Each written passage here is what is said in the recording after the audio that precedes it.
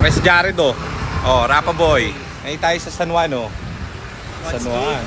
Yeah. So meron tayong tinitingnan ditong pangatlong garahe natin to. Ito-tour ko kayo ah. Tingnan natin kung makukuha natin to. So ito yung gate, dalawa. Dalawa yung gate. Tapos, pasok tayo sa loob. Yan, dito may garahe. Yan, garahe. Ayos, diba? Tapos ito yung parkingan. Padiretso hanggang dun, malaki. Puntahan natin dun. Baka mo ko, pa-vlog ako eh. Ako mag-explain. Ayan o, CR. May CR. May CR. Tapos ito yung office oh. Haba, malaki rin. Malaki rin to. May office. So dito yung siguro ito siguro spa para sa mga kliyente. Pwede to. Puro OFW naman yung ano. Dito spa, may mga ano dito. Siguro papalagan natin. Mamumuhunan siguro tayo dito.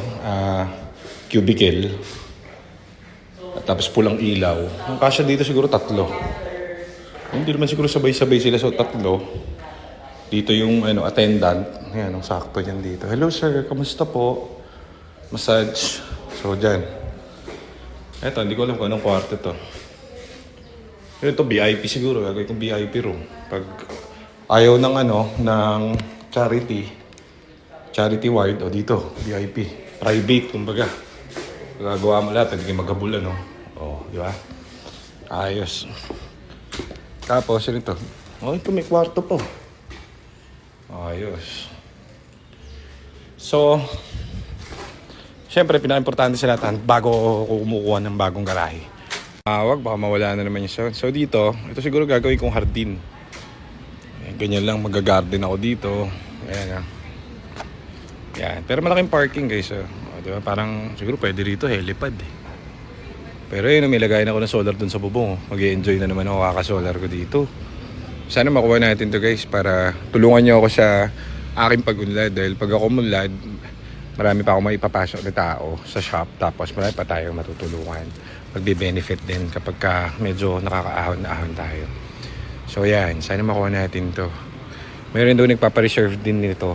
Tinatanong ko yung bahay kaso ayaw ibigay ng landlord. So para mas mabilis sana yung process, pupuntahan ko yun.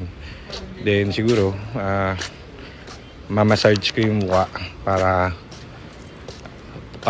kami na makakuha nito, di ba? So ito mga sili yata ito, maraming jumijingle ditong construction dati kaya ganyan yan. Ayan na. So tignan natin anong deal na makukuha natin dito. Ayan.